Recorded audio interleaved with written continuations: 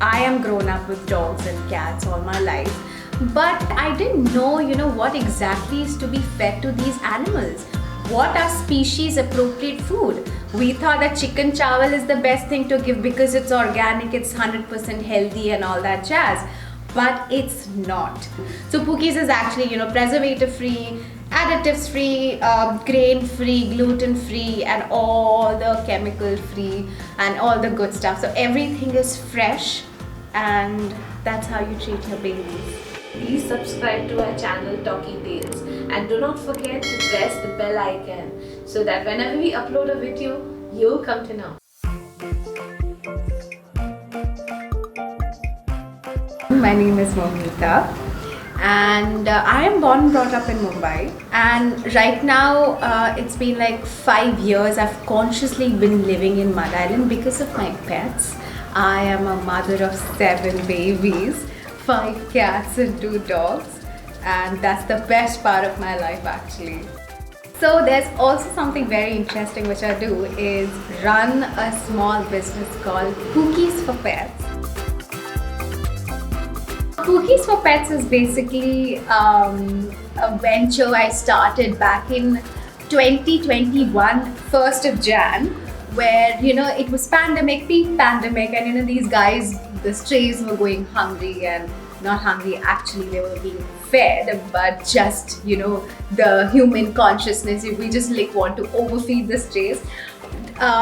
So some of the dogs were actually not fed. This was way before people actually consciously started feeding these animals in the complex.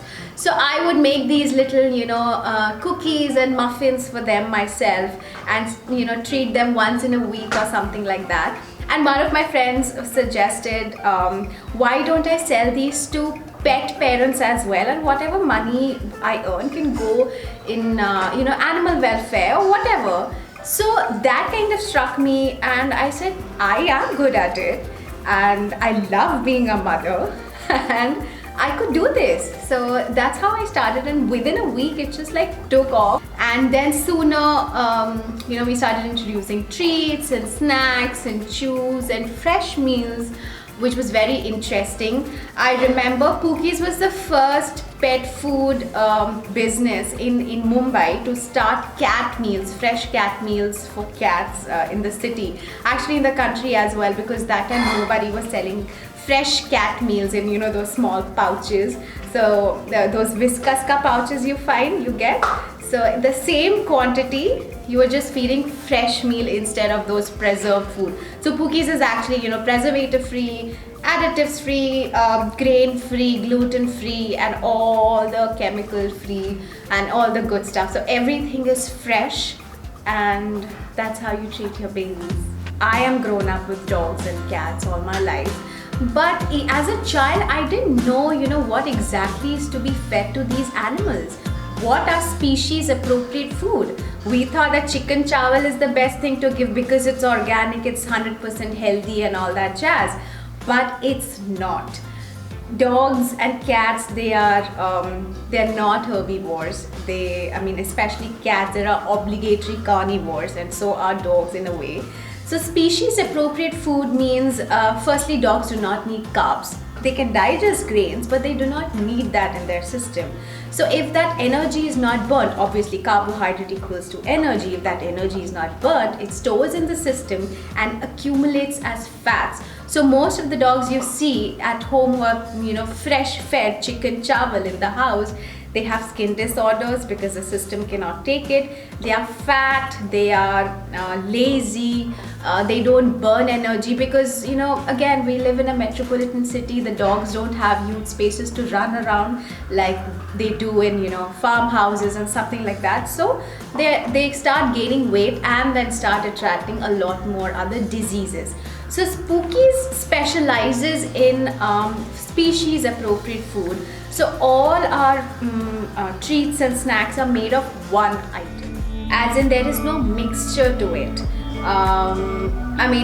We don't add anything to increase the quantity or the proportion or the portion of the snacks that we are selling. So if it's like a chicken chunk or chicken jerky, then it's only made of chicken, like boneless chicken. If it's quail chew, so it's only made of the whole quail. There's nothing added to it. Yes, we do have flour added to our cookies and biscuits, but that's just to make it, because it's a cookie. I mean, you need some base to it. But apart from that, yes, these have absolutely nothing added to increase the portion. And the fresh meals are again species appropriate, where all the animal protein is used, all sorts of animal protein is used to make the meals fresh, and no rice, of course. These are grain free. We do add veggies for fiber, but apart from that, there are eggs and muscle meat and organs and fish powder, because omega-3 and 6 is vital for their skin and fur, because these are furry babies. They do need that for glossy skin and fur.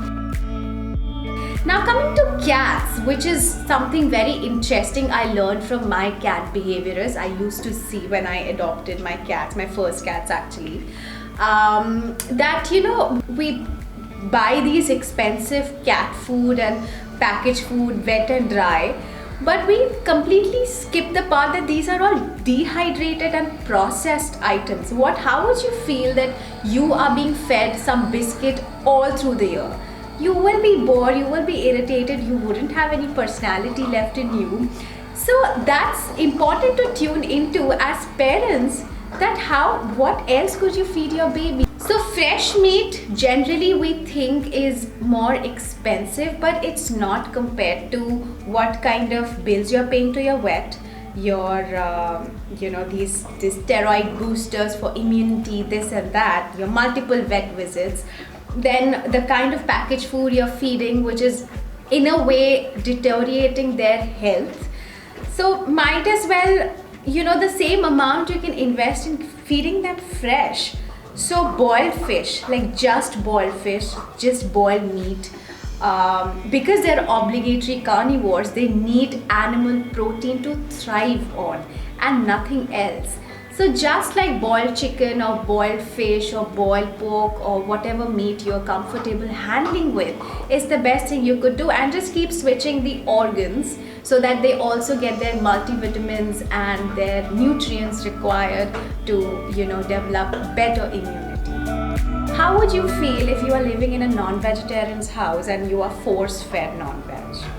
I mean, that's not what you eat, right? Similarly, these are animals. They thrive on animals. I am vegan. I've been practicing veganism for 4 years now.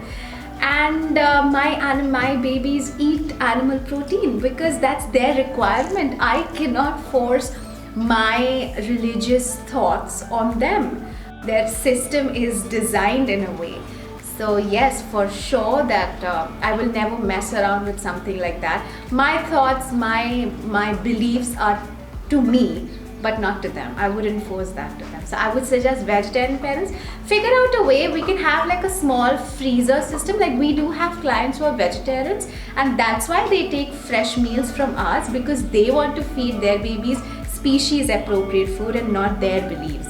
So they have a separate fridge or a freezer which they do not handle. They don't put their food in that. So that's only meant for the baby. So they freeze the food for the entire week. They open each packet, serve, and that's with that. This is mutton topper. We have many kind of toppers. Toppers are basically just like meat powder of different meats like duck, rabbit, quail, chicken, pork, beef, mutton. So it just enhances the protein level in the food and also the flavor. For example, your baby is bored of eating chicken for the whole week and now wants something different. So you can maybe like just sprinkle some mutton topper in the bowl directly, which just enhances the taste and the flavor of the food, and your baby just like finishes in seconds because obviously gets a different taste. Goat trotters are called paya in Hindi. So payas and trotters are great for dogs to enhance their chewing capacity, capability, and also keep the tartar and the teeth clean.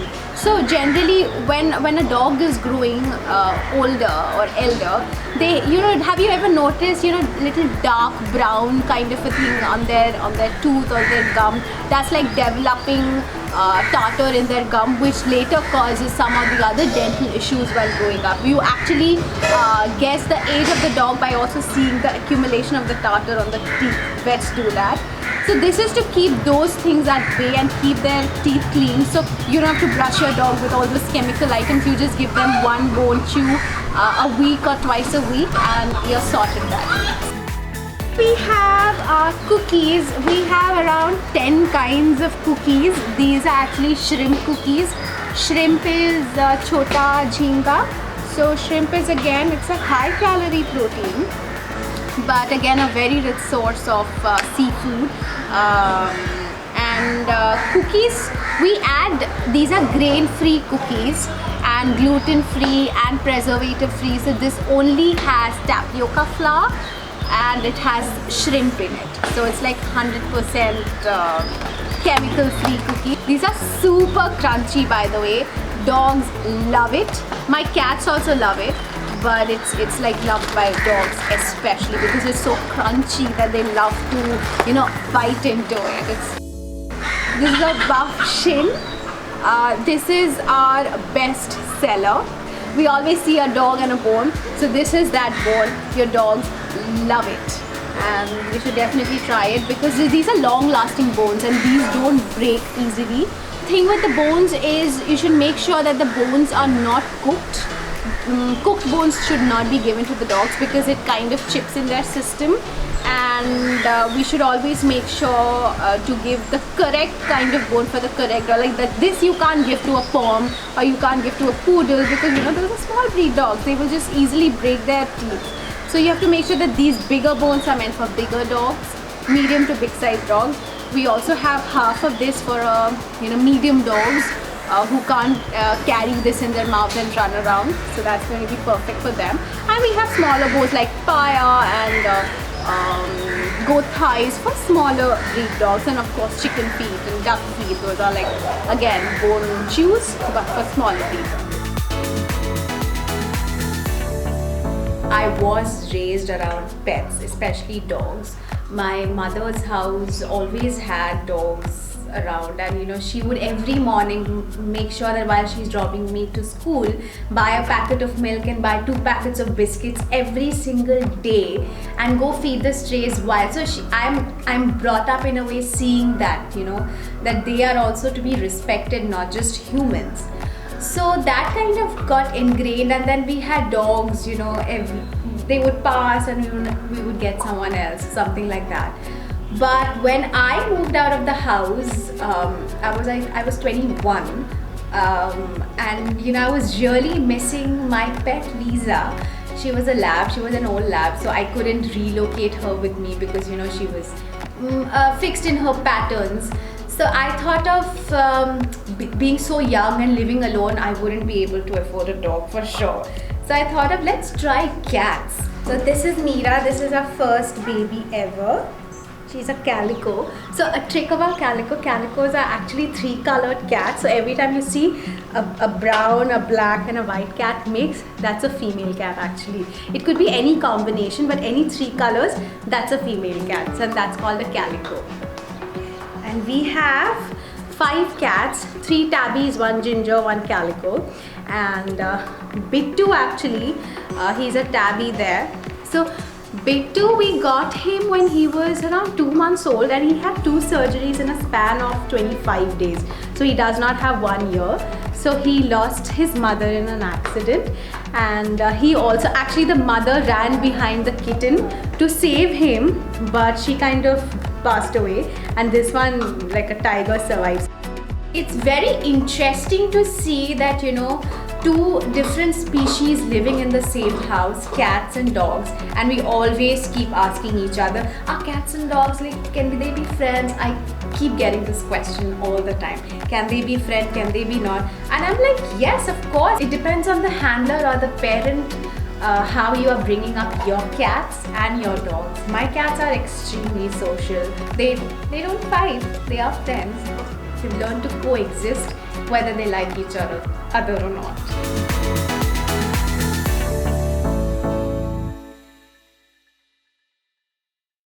I would like to thank each and every one of y'all for subscribing our channel, for liking and for commenting, and for all your suggestions that y'all have given us. We really appreciate all your active participation for Talky Tails. Thank you.